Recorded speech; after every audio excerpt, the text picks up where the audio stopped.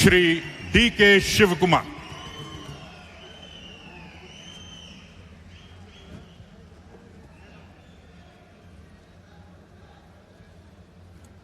ಎಲ್ಲರಿಗೂ ನಮಸ್ಕಾರ. ನಮಸ್ಕಾರ ಬಂಧುಗಳೇ, ವೇದಿಕೆಯಿರುವಂಥ ಗೌರವಾನ್ವಿತ ಮುಖ್ಯಮಂತ್ರಿಗಳಂತ ಸಿದ್ದರಾಮಯ್ಯ ಸಾಹೇಬ್ರೆ, ನಾನು ಎಲ್ಲರ ಮಂತ್ರಿಗಳ ನನ್ನ ಸಹೋದ್ಯೋಗಿಗಳ ಹೆಸರನ್ನ ತೆಗೆದುಕೊಳ್ಳೋದಿಲ್ಲ. ಯಾಕಂದ್ರೆ ಎಲ್ಲ 30 ಜನ ಮಂತ್ರಿಗಳು ಕೂಡ ಇದ್ದಾರೆ. ಎಲ್ಲರೂ ಕ್ಷಮಿಸಬೇಕು. ಎಲ್ಲ ಗೌರವಾನ್ವಿತ ಎಲ್ಲ ನನ್ನ ಸಹೋದ್ಯೋಗಿಗಳೇ, ಈ ಕಾರ್ಯಕ್ರಮ ಬಹಳ ಉತ್ತಮವಾಗಿ ಆಯೋಜನೆ ಮಾಡಿದಂಥ ಡಾಕ್ಟರ್ ಪರಮೇಶ್ವರ್ ಅವರೇ, ಕೃಷ್ಣ ಬೈರೇಗೌಡ್ರೆ, ಎಲ್ಲ ರಾಜ್ಯದ ಎಲ್ಲ ಚೇರ್ಮನ್ಗಳೇ, ಶಾಸಕ ಮಿತ್ರರೇ, ಎಲ್ಲ ಮುಖಂಡಗಳೇ, ನನ್ನ ಅಧಿಕಾರಿಗಳೇ, ಎಲ್ಲ ಕಾರ್ಯಕರ್ತರುಗಳೇ ಮತ್ತು ಎಲ್ಲ ಫಲಾನುಭವಿಗಳೇ, ಈಗಾಗಲೇ ಕೃಷ್ಣ ಬೈರೇಗೌಡರು ಬಹಳ ಸರ್ಕಾರದ 6ನೇ ಗ್ಯಾರಂಟಿ ಬಗ್ಗೆ ತಮಗೆ ಒತ್ತಿ ಒತ್ತಿ ಒತ್ತಿ ತಿಳಿಸಿದ್ದಾರೆ. ನಾನಿಲ್ಲಿಗೆ ಬರೋಕ್ಕಿಂತ ಮುಂಚಿತವಾಗಿ ನಾನು ಮೊದಲು ತಡವಾಗಿ ಬಂದೆ, ಕ್ಷಮಿಸಬೇಕು. ಈ ಕಾರ್ಯಕ್ರಮ 20ನೇ ತಾರೀಕಿತ್ತು. ಆದರೆ ಈ ಬಸ್ಸು ಸ್ಟ್ರೈಕ್ ವಿಚಾರದಲ್ಲಿ ಒಂದಿನ ಮುಂದಕ್ಕೆ ಹಾಕೊಳ್ಬೇಕಾದಂಥ ಅನಿವಾರ್ಯತೆ ಇತ್ತು.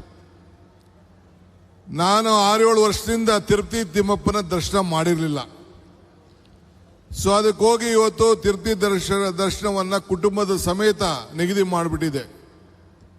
ತಪ್ಪಿಸ್ಕೊಳಕ್ಕಾಗದೆ ಬೆಳಗಿನ ಜಾವ ಮುಗಿಸಿ ಓಡಿ ಓಡಿ ಓಡಿ ಇಲ್ಲಿಗೆ ಬಂದಿದ್ದೇನೆ. ನಿಮ್ಮೆಲ್ಲರ ಪ್ರೀತಿಯನ್ನ ಗಮನಿಸಿದ್ದೇನೆ.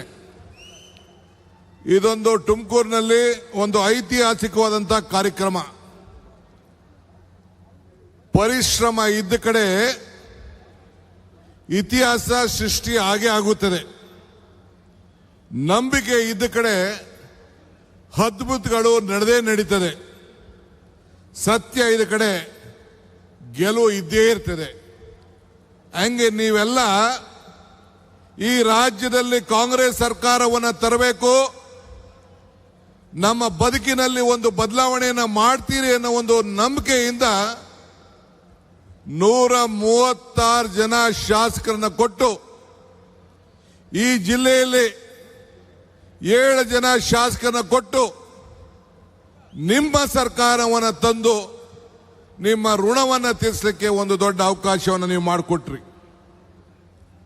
ಬೆಂಗಳೂರು ಬಿಟ್ರೆ ಈ ತುಮಕೂರಿನಲ್ಲಿ ಒಂದು ದೊಡ್ಡ ಇತಿಹಾಸ. ಇದೊಂದು ಶಿಕ್ಷಣದ ಈ ಕಲ್ಪತರು ನಾಡು. ಶಿಕ್ಷಣಕ್ಕೆ ಧಾರ್ಮಿಕವಾದಂಥ ಒಂದು ಐತಿಹಾಸಿಕವಾದಂಥ ಕಾಶಿ ಇದ್ದಂಗೆ, ದಕ್ಷಿಣದ ಕಾಶಿ ಇದ್ದಂಗೆ. ಇದು ಧಾರ್ಮಿಕ, ಆಧ್ಯಾತ್ಮಿಕ, ಅನ್ನ, ಅಕ್ಷರ, ಆಶ್ರಯ ನೀಡಿದಂಥ ಒಂದು ಪವಿತ್ರವಾದಂಥ ಭೂಮಿ. ಈಗ ತಾನೇ ಡಾಕ್ಟರ್ ಪರಮೇಶ್ವರ್ ಅವರು ಹೇಳ್ತಾ ಇದ್ರು, ಬೆಂಗಳೂರಿಗೆ ಜನಸಂಖ್ಯೆಯನ್ನ ನಿಯಂತ್ರಣ ಮಾಡಬೇಕಾದ್ರೆ ಈ ಬೆಂಗಳೂರಿನ ಉತ್ತರ ಭಾಗದಲ್ಲಿ ಒಂದೇ ಒಂದು ಉಪಾಯ, ಈ ತುಮಕೂರನ್ನ 2ನೇ ಬೆಂಗಳೂರಾಗಿ ಪರಿವರ್ತನೆ ಆಗಬೇಕು ಅನ್ನೋದು ಅವರ ದೊಡ್ಡ ಸಂಕಲ್ಪ. ಇವತ್ತು ಅವರ 3 ವರ್ಷಗಳಲ್ಲಿ ನಾವೇನು ಕಾರ್ಯಕ್ರಮಗಳನ್ನು ಅಧಿಕಾರ ಸಿಕ್ಕಿದಾಗ ನಾವೇನು ಮಾಡಿದ್ದೇವೆ ಅಂತ ಹೇಳಿದ್ರೆ, ಇದು ಗಂಡುಗಟ್ಟಲೆ ಚರ್ಚೆಯನ್ನ ನೀವೆಲ್ಲ ಗಮನಿಸಿದ್ದೀರಿ. ಇವತ್ತು ತಮಗೆಲ್ಲ ಕೊಟ್ಟಂತ ಆಶ್ವಾಸನೆಗಳು, ಇದನ್ನ ಪರಮೇಶ್ವರ್ ಅವರ ನೇತೃತ್ವದಲ್ಲಿ ಕಾಂಗ್ರೆಸ್ ಪಕ್ಷದ ವತಿಯಿಂದ ನಾನು, ಸಿದ್ದರಾಮಯ್ಯನವರು, ನಮ್ಮ ಪಕ್ಷದ ವರಿಷ್ಠರು ಚರ್ಚೆ ಮಾಡಿ ಪ್ರಣಾಳಿಕೆಯ ಅಧ್ಯಕ್ಷರಾಗಿ ನೇಮಕ ಮಾಡಿದ್ದು. ಇಲ್ಲಿಗೆ ಬರಬೇಕಾದ್ರೆ ನಾನು ಗೂಗಲ್ ನೋಡ್ತಾ ಇದ್ದೆ. ಆಕ್ಸ್ಫರ್ಡ್ ಯೂನಿವರ್ಸಿಟಿಲಿ ಒಂದು ದೊಡ್ಡ ಉಲ್ಲೇಖನ ನಡೆದಿದೆ. ಈ ದೇಶದಲ್ಲಿ ಇಡೀ ವಿಶ್ವದಲ್ಲೇ ಬಡವರ ಬದುಕಿನಲ್ಲಿ ಸಾಮಾಜಿಕವಾಗಿ ಒಂದು ಬದಲಾವಣೆಯನ್ನು ತಂದಂತ ಈ 5 ಗ್ಯಾರಂಟಿ ವಿಶ್ವಕ್ಕೆ ಒಂದು ಮಾದರಿ ಅಂತೇಳಿ ಉಲ್ಲೇಖನವನ್ನ ಇವತ್ತು ಆಕ್ಸ್ಫರ್ಡ್ ಯೂನಿವರ್ಸಿಟಿಲಿ ಇವತ್ತು ಮಾಡಿದ್ದಾರೆ. ನಮ್ಮ ಬಿಜೆಪಿಯ ಸ್ನೇಹಿತರುಗಳು ಪ್ರಧಾನಮಂತ್ರಿಗಳ ಆದಿಯಾಗಿ ನಮ್ಮ ಗ್ಯಾರಂಟಿಗಳ ಬಗ್ಗೆ ಟೀಕೆಯ ಸುರುಮಾಳೆಯನ್ನ ಮಾಡ್ತಾ ಇದ್ರು. ಇವತ್ತು ಪ್ರತಿಯೊಂದು ರಾಜ್ಯದಲ್ಲೂ ಕೂಡ ಯಾವುದೇ ಪಕ್ಷದ ಸರ್ಕಾರ ಈ ದೇಶದಲ್ಲಿ ಇರಲಿ, ಯಾವುದೇ ರಾಜ್ಯದಲ್ಲಿ ಒಂದು ಸರ್ಕಾರ ಇರಲಿ, ಆ ಸರ್ಕಾರ ನಮ್ಮ ಗ್ಯಾರಂಟಿಯನ್ನ ಗಮನದಲ್ಲಿಟ್ಕೊಂಡು ಅವರ ಬದುಕಿನಲ್ಲಿ ಕಾಂಗ್ರೆಸ್ ಸರ್ಕಾರ ಕೊಟ್ಟಂತ ಗ್ಯಾರಂಟಿ ಇಡೀ ದೇಶಕ್ಕೆ ಮಾದರಿ ಅಂತೇಳಿ ನಮ್ಮ ಗ್ಯಾರಂಟಿಯನ್ನ ಇವತ್ತು ಕಾಪಿಯನ್ನ ಮಾಡಿಕೊಂಡು ನಮ್ಮ ಏನು ಒಂದು ತೀರ್ಮಾನದ ಬದ್ಧತೆ ಇದೆಯಲ್ಲ, ಬೆಲೆ ಏರಿಕೆ ಗಗನಕ್ಕೆ ಹೋಗ್ತಾ ಇದೆ, ಆದಾಯ ಪಾತಕ್ಕೆ ಹೋಗ್ತಾ ಇದೆ, ಇದಕ್ಕೆ ಸಹಾಯ ಮಾಡಬೇಕು ಅಂತೇಳಿ ಅವರು ಕೂಡ ನಮ್ಮ ದಾರಿಯನ್ನೇ ಇವತ್ತು ಹಿಡಿದು ಇವತ್ತು ಹೆಜ್ಜೆಯನ್ನು ಹಾಕ್ತಾ ಇದ್ದಾರೆ.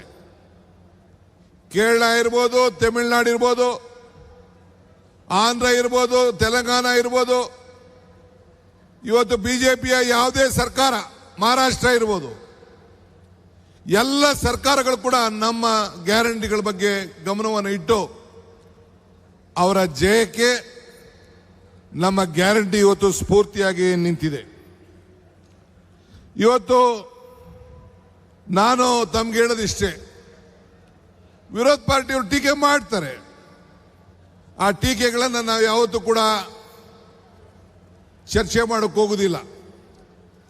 ನಾನಾಗಲೇ ಹೇಳಿದ್ದೇನೆ, ಟೀಕೆಗಳೆಲ್ಲ ಸಾಯ್ತವೆ, ನಮ್ಮ ಕೆಲಸಗಳು ಉಳಿತವೆ ಅಂತೇಳಿ. ಹಂಗೆ ಇವತ್ತು ನಮ್ಮೆಲ್ಲರ ಟೀಕೆಗಳನ್ನು ಮಾಡ್ತಾ ಇರೋಂಥ ವಿರೋಧ ಪಕ್ಷದವರಿಗೆ ಇಂಥ ಕಾರ್ಯಕ್ರಮಗಳಿಗೆ ಉತ್ತರ. ಇವತ್ತು ಈ 6 ಗ್ಯಾರಂಟಿಯಲ್ಲಿ ಕೃಷ್ಣ ಬೈರೇಗೌಡರ ನೇತೃತ್ವದಲ್ಲಿ 1,11,00,000 ಜನರಿಗೆ ಈ ಭೂಮಿ ಗ್ಯಾರಂಟಿಯನ್ನು ಕೊಟ್ಟು ಕಾರ್ಯಕ್ರಮವನ್ನು ನಾವು ಮಾಡ್ತಾ ಇದ್ದೇವೆ. ಬೆಂಗಳೂರು ನಗರದಲ್ಲಿ 27 ಲಕ್ಷದ ಜನರಿಗೆ ಇಂಥ ಖಾತೆಯ ಬದಲಾವಣೆಯನ್ನು ಮಾಡಿ ಅವರ ದಾಖಲೆಗಳನ್ನು, ಅವರ ಫೋಟೋ, ಅವರ ಆಸ್ತಿಗಳ ದಾಖಲೆ, ಅವರ ಆಸ್ತಿಗಳ ಫೋಟೋ ಇವೆಲ್ಲ ಕೊಟ್ಟು ಮುಂದಿನ ಅವರ ಪೀಳಿಗೆಗಳಿಗೆ ಭೂಮಿ ಗ್ಯಾರಂಟಿಯನ್ನು ನಾವು ಕೊಡ್ತಾ ಇದ್ದೇವೆ. ನಾನು ಬಿಜೆಪಿ ಜನತಾದಳದ ಸ್ನೇಹಿತರುಗಳು ಕೇಳ್ತೀನಿ ಇಷ್ಟೇ, ಕೆಲವರೆಲ್ಲ ಟೀಕೆ ಮಾಡ್ತಾ ಇದ್ದಾರೆ. ಭಗವಂತ ನಿಮ್ಗೆ ಅವಕಾಶ ಕೊಟ್ಟಿದ್ದಲ್ಲ, ಡಬಲ್ ಗ್ಯಾರಂಟಿ ನಿಮ್ಮ ಹತ್ರ ಇತ್ತಲ್ಲ, ಡಬಲ್ ಗೌರ್ಮೆಂಟ್ ಇತ್ತಲ್ಲ, ಡಬಲ್ ಇಂಜಿನ್ ಗೌರ್ಮೆಂಟು, ಇಂಥದ್ದೊಂದು ಕೆಲಸ ನೀವು ಮಾಡೋಕ್ಕಾಗಲಿಲ್ಲ. ಕೋವಿಡ್ ಅಲ್ಲಿ ಸತ್ತಂತ ಜನರಿಗೆ, ಕೋವಿಡ್ ಅಲ್ಲಿ ನರಳಂತ ಜನರಿಗೆ ನಿಮ್ಮ ಕೈಲಿ ಸರಿಯಾಗಿ ಅವ್ರಿಗೆ ನ್ಯಾಯವನ್ನು ಒದಗಿಸ್ಕೊಡಕ್ಕಾಗಲಿಲ್ಲ. ಮೊನ್ನೆ ತಾನೇ ನಾನು ಸಿದ್ದರಾಮಯ್ಯನವರು ಚಾಮರಾಜನಗರ ಜಿಲ್ಲೆಯ ನಂಜನಗೂಡಿಗೆ ಹೋಗಿ ಆಕ್ಸಿಜನ್ ಅಲ್ಲಿ ಸತ್ತಂತ ಜನರಿಗೆ ಕೊಟ್ಟಂತ ಮಾತಿನ ಪ್ರಕಾರ ನಮ್ಮ ಶರಣ ಪ್ರಕಾಶ್ ಮಂತ್ರಿಗಳು, ಜಿಲ್ಲಾ ಮಂತ್ರಿಗಳಂತ ವೆಂಕಟೇಶ್ ಅವರು, ಅವರೆಲ್ಲರ ಸಹಕಾರದಿಂದ ಆ 30 ಜನರು ಕೂಡ ಉದ್ಯೋಗವನ್ನು ಕೊಟ್ಟು ಇಡೀ ರಾಜ್ಯದಲ್ಲಿ ಒಂದು ಇತಿಹಾಸವನ್ನು ಸೃಷ್ಟಿ ಮಾಡಿದ್ದೇವೆ. ನಮ್ಮಂತ ಜನರಿಗೆ ಈ ಸರ್ಕಾರ ಗೌರವವನ್ನು ಕೊಡ್ತಾರೆ ಅಂತ ಹೇಳಿ ಮಾತು ಕೊಡೋದು ಮುಖ್ಯ ಅಲ್ಲ, ಆ ಮಾತನ್ನ ಉಳಿಸ್ಕೊಳ್ಳೋದು ಅಷ್ಟೇ ಮುಖ್ಯ ಅಂತೇಳಿ ಇವತ್ತು ಎತ್ತಿ ನಾವು ತೋರಿಸಿದ್ದೇವೆ. ನಾನು ಆಗಾಗ ಹೇಳ್ತಾ ಇರ್ತೀನಿ, ದೇವರು ವರನೂ ಕೊಡೋದಿಲ್ಲ, ಶಾಪನೂ ಕೊಡೋದಿಲ್ಲ, ಅವಕಾಶ ಮಾತ್ರ ಕೊಡ್ತಾನೆ. ಕೊಟ್ಟಂತ ಅವಕಾಶದಲ್ಲಿ ನೀವು ಸರಿಯಾದ ರೀತಿ ಉಪಯೋಗಿಸ್ಕೊಳ್ಬೇಕು ಅಂತೇಳಿ ಇವತ್ತು ಈ ಕೃಷ್ಣ ಬೈರೇಗೌಡರ ಇಲಾಖೆಯಲ್ಲಿ ನಮ್ಮ ಎಲ್ಲ ಅಧಿಕಾರಿಗಳಿದ್ದಾರೆ. ನಮ್ಮ ಸೆಕ್ರೆಟರಿ ಅವರು, DC ಅವರು ಎಲ್ಲ ಕೂಡ, ವಿಲೇಜ್ ಅಕೌಂಟೆಂಟ್ ಇಂದ ಹಿಡಿದು ಎಲ್ಲ ನೀವೆಲ್ಲ ಕೆಲಸ ಮಾಡಿದ್ದೀರಿ, ರೆವಿನ್ಯೂ ಇನ್ಸ್ಪೆಕ್ಟರ್ ಎಲ್ಲ. ನೀವು ಅಧಿಕಾರದಲ್ಲಿ ಇರೋದು ಮುಖ್ಯ ಅಲ್ಲ, ನಿಮ್ಮ ಅಧಿಕಾರದ ಅವಧಿಯಲ್ಲಿ ನೀವು ಜನರ ಋಣವನ್ನು ಯಾವ ರೀತಿ ತೀರಿಸಿದ್ದೀರಿ ಯಾರನ್ನು ಕೂಡ ನೀವು ಮೆಚ್ಚಿಸಬೇಕಾದಂತ ಅವಶ್ಯಕತೆ ಇಲ್ಲ. ನಿಮ್ಮ ಆತ್ಮ ಸಾಕ್ಷಿಗೆ ನೀವೆಲ್ಲ ಸಮಾಧಾನ ರೀತಿಯಲ್ಲಿ ನೀವೆಲ್ಲ ದುಡಿದಿದ್ದೀರಿ. ಅದಕ್ಕೆ ಕೃಷ್ಣ ಬೈರೇಗೌಡರ ಮುಖಂಡತ್ವದಲ್ಲಿ ಆ ಇಲಾಖೆ ಎಲ್ಲ ಅಧಿಕಾರಿಗಳಿಗೆ ಕಾಂಗ್ರೆಸ್ ಸರ್ಕಾರದ ಪರವಾಗಿ, ಈ ನಾಡಿನ ಎಲ್ಲ ಜನತೆಯ ಪರವಾಗಿ ಅವ್ರಿಗೊಂದು ಕೋಟಿ ನಮಸ್ಕಾರಗಳನ್ನು ಅರ್ಪಿಸಲಿಕ್ಕೆ ಸರ್ಕಾರದ ಪರವಾಗಿ, ಪಕ್ಷದ ಪರವಾಗಿ ಬಯಸ್ತೇನೆ. ಎಲೆಕ್ಷನ್ ಬಂದಾಗ ಒಂದು ಮಾತು ಹೇಳಿದ್ದೆ. ಮೊನ್ನೆ ತಾನೇ ಕುಮಾರಸ್ವಾಮಿ ಅವರು ಬೆಂಗಳೂರು ನಗರದಲ್ಲಿ ಬಿಯಿಂದ ಎ ಖಾತೆ ಮಾಡಿಸ್ಬೇಕಾರೆ ನಮ್ಮ ಸರ್ಕಾರ ಬಂದ್ಬಿಡ್ತದೆ, ನೀವು ಯಾರು ದುಡ್ಡು ಕಟ್ಟಕ್ಕೆ ಹೋಗ್ಬೇಡಿ, ನಾವು ಬಂದು ಮಾಡ್ತೀವಿ ಅಂತ ಪಾಪ ಮಾತಾಡಿದ್ದಾರೆ. ಅದಕ್ಕೆ ಹಿಂದೆನೇ ನಾನು ಉತ್ತರವನ್ನು ಹೇಳಿದ್ದೇನೆ. ಕೊಟ್ಟ ಕುದುರೆಯನ್ನು ಅಲ್ಲಮ್ಮ ಪ್ರಭುಗಳು ಒಂದ್ ಕಡೆ ಒಂದು ಮಾತು ಹೇಳ್ತಾರೆ, ಕೊಟ್ಟ ಕುದುರೆಯನ್ನು ಹೇರಲು ಬಯಸುವನು ವೀರನೂ ಅಲ್ಲ, ಶೂರನೂ ಅಲ್ಲ. ಅಧಿಕಾರ ಕೊಟ್ಟಾಗ ನಿನ್ ಕೈಲಿ ಮಾಡಕ್ಕಾಗದೇ ಇದ್ದಾಗ, ಅಧಿಕಾರ ಇಲ್ಲದೆ ಹೋದಾಗ ಬರೀ 17 ಜನ ಮಡಿಕೊಂಡು ನಾನು ಹರಿತೀನಿ ಅಂತಂದ್ರೆ ನಿಮ್ ಕೈಲಿ ಏನು ಮಾಡಲಿಕ್ಕೆ ಸಾಧ್ಯ ಇಲ್ಲ. ನಿಮ್ಮ ಶಾಸಕರು ವಿಧಾನಸಭೆಯಲ್ಲಿ ಒಬ್ರು ಕೂಡ ಈ ಬಡವರ ಬಗ್ಗೆ ಒಂದಿನ ಒಂದು ಮಾತಾಡಕ್ಕಾಗಿಲ್ಲ. ನಿಮ್ಮಲ್ಲಿರುವಂತಹ ಸಮಸ್ಯೆ ಬಗ್ಗೆ ಬಗೆಹರಿಸ್ಕೊಳ್ಳಕ್ಕೆ ನಿಮ್ಮ ಹತ್ರ ಟೈಮ್ ಇಲ್ಲ. ಇನ್ನು ಸರ್ಕಾರ ಬರ್ತದೆ ಅನ್ನೋ ಮಾತಾಡೋಂಥ ಅವಶ್ಯಕತೆ ಬೇಡ. ಈ ರಾಜ್ಯದ ಜನತೆ ಬಿಜೆಪಿಗೆ ಒಂದು ದೊಡ್ಡ ಅವಕಾಶ ಪಾರ್ಲಿಮೆಂಟ್ ಅಲ್ಲಿ ಕೊಟ್ಟರು, ಲೋಕಸಭೆಯಲ್ಲಿ ಕೊಟ್ಟರು. ಪ್ರಧಾನಮಂತ್ರಿಗಳು ಏನು ಹೇಳ್ತಾ ಇದ್ದಾರೆ? ಇವತ್ತು ನಾವು ಗ್ಯಾರಂಟಿ ಕೊಟ್ಟು ನಿಮ್ಮ ಬದುಕಿನಲ್ಲಿ ನಾವು ಬೆಳಕನ್ನು ಕೊಡ್ತಾ ಇದ್ದೇವೆ. ಅದಕ್ಕೆ ಎಲೆಕ್ಷನ್ ಟೈಮಲ್ಲಿ ಹೇಳಿದ್ದು ನಾನು, ಕಮಲ ಕೆರೆಯಲ್ಲಿದ್ದರೆ ಚಂದ, ತೆನೆ ಹೊಲದಲ್ಲಿದ್ದರೆ ಚಂದ, ಈ ದಾನ ಧರ್ಮ ಮಾಡುವ ಕೈ ಅಧಿಕಾರದಲ್ಲಿದ್ರೆ ಮಾತ್ರ ಚಂದ ಅಂತ ಹೇಳಿದೆ. ಈ ದಾನ ಧರ್ಮ ಮಾಡುವ ಕೈ ಅಧಿಕಾರ ಇದ್ದದಕ್ಕೆ ಇಂಥ ಗ್ಯಾರಂಟಿಗಳನ್ನು ಕೊಟ್ಟು ನಿಮ್ಮ ಬದುಕಿನಲ್ಲಿ ಬದಲಾವಣೆಯನ್ನು ಇವತ್ತು ನಾವು ಮಾಡ್ತಾ ಇದ್ದೇವೆ.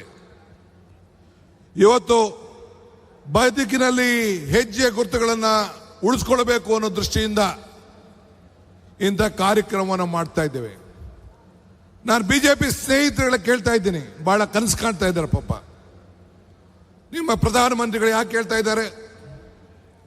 ಪೆಟ್ರೋಲ್ ಕಡಿಮೆ ಉಪಯೋಗಿಸಿ, ಅಡುಗೆ ಎಣ್ಣೆ ಕಡಿಮೆ ಉಪಯೋಗಿಸಿ, ಎಲ್ಲ ಕಡಿಮೆ ಮಾಡಿ, ಎಲ್ಲ ಮೆಟ್ರೋಲ್ ಓಡಾಡಿ, ಬಸ್ಸಲ್ಲಿ ಓಡಾಡಿ, ಕಾರ್ ಬಳಸಬೇಡಿ, ಚಿನ್ನ ತಗೋಬೇಡಿ, ನಿಮ್ಮ ಮಾಂಗಲ್ಯ ಚಿನ್ನನ ತೆಗೆದಾಕ್ಬಿಟ್ಟು ಚಿನ್ನನೂ ಬೇಡ, ಅರ್ಶಿನ ಕೊಂಬು ಕಟ್ಕೊಳ್ಳಿ ಅಂತ ಹೇಳ್ತಾ ಇದ್ದಾರೆ.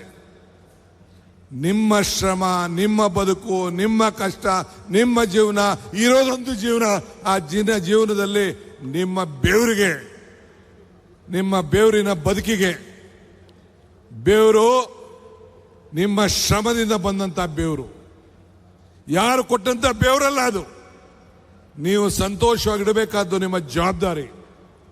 ಹೇಳಬೇಕು ಪ್ರಧಾನಮಂತ್ರಿಗಳು, ಈ ದೇಶ ಯಾಕೆ ಇಂಥ ಪರಿಸ್ಥಿತಿಗೆ ಬಂತು? ಡಾಲರ್ ಬೆಲೆ 96 ರೂಪಾಯಿ ಆಗೋಗಿದೆ. ಪೆಟ್ರೋಲ್ ಬೆಲೆ ಇವತ್ತು ಕೂಡ 1 ರೂಪಾಯಿ ಜಾಸ್ತಿಯನ್ನು ಇವತ್ತು ಕೂಡ ಮಾಡಿದ್ದಾರೆ. ಇವತ್ತು ನಾನು ತಮ್ಗೆ ಹೇಳೋದು, ಬಿಜೆಪಿ ನಾಯಕರುಗಳು ಯಾಕೆ ಮಾತಾಡ್ತಾ ಇಲ್ಲ? ಸಂಸತ್ ಸದಸ್ಯರು ಯಾಕೆ ಹೇಳ್ತಾ ಇಲ್ಲ? ಅಶೋಕ್ ಆಗಲಿ, ವಿಜೇಂದ್ರ ಆಗಲಿ ಯಾಕೆ ಇದ್ರ ಬಗ್ಗೆ ಚರ್ಚೆ ಮಾಡ್ತಾ ಇಲ್ಲ? ಜನರ ಹೊಟ್ಟೆಪಾಡಿಗೆ ಏನು ನಿಮ್ಮ ಉತ್ತರ ಅನ್ನೋದನ್ನ ಈ ಸಂದರ್ಭದಲ್ಲಿ ಹೇಳಬೇಕು. ಇವತ್ತು ನಾನು ತಮ್ಗೆ ಹೇಳೋದು ಇಷ್ಟೇ, ನಾನು ಜಾಸ್ತಿ ಮಾತಾಡೋಕೆ ಹೋಗುದಿಲ್ಲ. ಅಂಬೇಡ್ಕರ್ ಅವರು ಹೇಳ್ತಾರೆ, ಇತಿಹಾಸ ಮರ್ತವನು ಇತಿಹಾಸವನ್ನು ಸೃಷ್ಟಿ ಮಾಡಲಿಕ್ಕೆ ಸಾಧ್ಯ ಇಲ್ಲ ಅಂತೇಳಿ. ಹಂಗೆ ಮರಕ್ಕೆ ಬೇರು ಎಷ್ಟು ಮುಖ್ಯನೋ ಮನುಷ್ಯನಿಗೆ ನಂಬಿಕೆ ಕೂಡ ಅಷ್ಟೇ ಮುಖ್ಯ. ನಿಮ್ಗೆಲ್ಲ ಈ ಕಾಂಗ್ರೆಸ್ ಸರ್ಕಾರದ ಮೇಲೆ, ಕಾಂಗ್ರೆಸ್ ಪಕ್ಷದ ಮೇಲೆ ನಂಬಿಕೆ ಇದೆ. ಒಂದು ಇತಿಹಾಸ ಉಳ್ಳಂತ ಪಕ್ಷ, ಚರಿತ್ರೆ ಉಳ್ಳಂತ ಪಕ್ಷ, ಬಡವರ ಬದುಕಿನಲ್ಲಿ ಒಂದು ಬದಲಾವಣೆ ಮಾಡ್ತಾ ಇರೋಂಥ ಒಂದು ಪಕ್ಷ. ಸೊ ಹಂಗೆ ಬೇರಿಲ್ಲ ಅಂದ್ರೆ ಯಾವ ಮರ ಕೂಡ ಗಟ್ಟಿಯಾಗಿ ಉಳಿಲಿಕ್ಕೆ ಸಾಧ್ಯ ಇಲ್ಲ. ಹಂಗೆ ಇವತ್ತು ಈ ಬೇರಿಗೆ ನಿಮ್ಮ ಬದುಕಿಗೆ ಕಾಂಗ್ರೆಸ್ ಸರ್ಕಾರನೇ ಆಧಾರ. ಉಳ್ಳೋನ್ಗೆ ಭೂಮಿ ಇರ್ಬೋದು, ಈ ಭೂಮಿ ಗ್ಯಾರಂಟಿ ಇರ್ಬೋದು, ನಿಮ್ಮ ಬದುಕಿಗೆ ಹಣ ಇರ್ಬೋದು. ಇವತ್ತು ಗ್ಯಾರಂಟಿ ನಮ್ಮ ಶಕ್ತಿ ಯೋಜನೆ, ನಮ್ಮ ರಾಮಲಿಂಗಾರೆಡ್ಡಿ ಅವರು ಇಲ್ಲೆಲ್ಲ ಇರಬೇಕು. 5,000 ಹೊಸ ಬಸ್ಸನ್ನು ತೆಗೆದಿದ್ದೀವಲ್ಲ, ನನ್ನ ತಾಯಂದಿರು ಓಡಾಡಲಿಕ್ಕೆ ನಿಮ್ಮ ಕೈಲಿ ಆಯ್ತಾ? ಅದು ಆಯ್ತಾ? ಹಂಗೆ ದೇವ್ರು ಕೊಟ್ಟಿರೋದು 2 ಆಯ್ಕೆ, ಒಂದು ಕೊಟ್ಟು ಹೋಗ್ಬೇಕು, ಇಲ್ಲ ಬಿಟ್ಟು ಹೋಗ್ಬೇಕು. ಹಂಗೆ ಅಧಿಕಾರ ಸಿಕ್ಕಂತ ಸಂದರ್ಭದಲ್ಲಿ ಈ ವೇದಿಕೆಯಲ್ಲಿರುವಂಥ ಎಲ್ಲ ನನ್ನ ಮಂತ್ರಿಗಳು, ಸಹೋದ್ಯೋಗಿಗಳು ಅವರವ್ರ ಇಲಾಖೆಯಲ್ಲಿ ಒಂದು ದೊಡ್ಡ ಸಾಧನೆಗಳನ್ನು ಮಾಡಿ ನಿಮಗೆಲ್ಲ ಒಂದು ಶಕ್ತಿಯನ್ನು ತುಂಬಿದ್ದಾರೆ. ಆದ್ದರಿಂದ ನಿಮ್ಮ ಪ್ರೀತಿ ವಿಶ್ವಾಸ ಯಾವಾಗಲೂ ಕೂಡ ಇರಲಿ. ಮತ್ತೆ ಈ ರಾಜ್ಯದಲ್ಲಿ ನಿಮ್ಮ ಸರ್ಕಾರ ಬಂದೇ ಬರ್ತದೆ. ಬರ್ಕೊಳ್ಳಿ, ಇವತ್ತು ಜನತಾದಳ ಬಿಜೆಪಿ ಇಬ್ಬರು ಸೇರಿ ಬರ್ಕೊಳ್ಳಿ, ನೀವು ಬರ್ಕೊಳ್ಳಿ. ನಿಮ್ಮ ಸರ್ಕಾರ, ಕಾಂಗ್ರೆಸ್ ಸರ್ಕಾರ ಈ ರಾಜ್ಯದಲ್ಲಿ ನಿಮ್ಮ ಬದುಕಿನ ನಾವು ಯಾವ ರೀತಿ ಬದಲಾವಣೆಯನ್ನು ಮಾಡ್ತಾ ಇದ್ದೇವೆ, ಇಡೀ ದೇಶಕ್ಕೆ ಒಂದು ಮಾದರಿ ಸರ್ಕಾರವನ್ನು ಕೊಟ್ಟಿದ್ದೇವೆ, ಅದನ್ನು ಉಳಿಸ್ಕೊಂಡು ಹೋಗ್ತೇವೆ. ನಿಮ್ಮ ಆಶೀರ್ವಾದ ಸದಾ ಇರಲಿ. ಈ ದೇಶಕ್ಕೆ ನೋಡಿ, ರಾಷ್ಟ್ರ ಧ್ವಜ ಹಾರಾಡ್ತಾ ಇದೆ, ಬಣ್ಣ, ರಾಷ್ಟ್ರಗೀತೆ ಮಾತಾಡ್ತೇವೆ, ಸಂವಿಧಾನ ಮಾತಾಡ್ತೇವೆ. ಇಂಥದ್ದು ಒಂದು ಐತಿಹಾಸಿಕವಾದಂಥ ಪುಟಕ್ಕೆ ಬಿಜೆಪಿ ಸರ್ಕಾರ ಕೇಂದ್ರದಲ್ಲಾಗಲಿ ರಾಜ್ಯದಲ್ಲಾಗಲಿ ಸೇರಕ್ಕಾಗಲಿಲ್ಲ. ಇದಕ್ಕೆ ನಿಮ್ಮ ಆಶೀರ್ವಾದ ಯಾವಾಗಲೂ ಇರಲಿ ಅಂತೇಳಿ ಪ್ರಾರ್ಥಿಸಿ, ನನ್ನ ಸಹೋದ್ಯೋಗಿಗಳ ಹೆಸರುಗಳನ್ನು ಯಾರನ್ನು ಕೂಡ ನಾನು ತೆಗೆದುಕೊಳ್ಳಿಲ್ಲ, ಕ್ಷಮಿಸಬೇಕು ಅಂತೇಳಿ ಮತ್ತೆ ನಿಮ್ಮೆಲ್ಲರೂ ಕೂಡ ಶುಭ ಹಾರೈಸಿ ನನ್ನ ಮಾತನ್ನು ಮುಗಿಸ್ತೇನೆ. ಈ ಕಾರ್ಯಕ್ರಮ ಆಯೋಜಿಸಿದಂಥ ಪರಮೇಶ್ವರ್ ಮತ್ತು ಈ ಜಿಲ್ಲೆಯ ಎಲ್ಲ ಶಾಸಕರಿಗೆ, ಮುಖಂಡರುಗಳಿಗೆ, ನನ್ನ ಸಹೋದ್ಯೋಗಿಗಳಿಗೆ, ಅಧಿಕಾರಿಗಳಿಗೆ ಎಲ್ಲರೂ ಕೂಡ ವಂದಿಸಿ ಶುಭವನ್ನು ಹಾರೈಸ್ತೇನೆ. ಜೈ ಹಿಂದ್, ಜೈ ಕರ್ನಾಟಕ, ಜೈ ಕಾಂಗ್ರೆಸ್ ಸರ್ಕಾರ. ಕರ್ನಾಟಕ ರಾಜ್ಯದ ಸರ್ವಾಂಗೀಣ ಅಭಿವೃದ್ಧಿಯ ನಿಟ್ಟಿನಲ್ಲಿ ನಿರಂತರ ಹೆಜ್ಜೆಗಳನ್ನು ಹಾಕ್ತಾ ಇದೆ. DCMಗೆ ಧನ್ಯವಾದಗಳು. ಇನ್ನು ಗೃಹಲಕ್ಷ್ಮಿ ಯೋಜನೆಯಿಂದ ಫಲಾನುಭವಿಗಳು 3 ಜನ ಬಂದು ಮುಖ್ಯಮಂತ್ರಿಗಳಿಗೆ, ಉಪಮುಖ್ಯಮಂತ್ರಿಗಳಿಗೆ ಹಾಗೂ ಗೃಹ ಸಚಿವರಿಗೆ ಧನ್ಯವಾದಗಳನ್ನು ಅರ್ಪಿಸ್ತಾರೆ. ಬಂಧುಗಳೇ, ನೀವೆಲ್ಲರೂ ಸಹ ಇನ್ನಿನ ಕೆಲವೇ ಕ್ಷಣ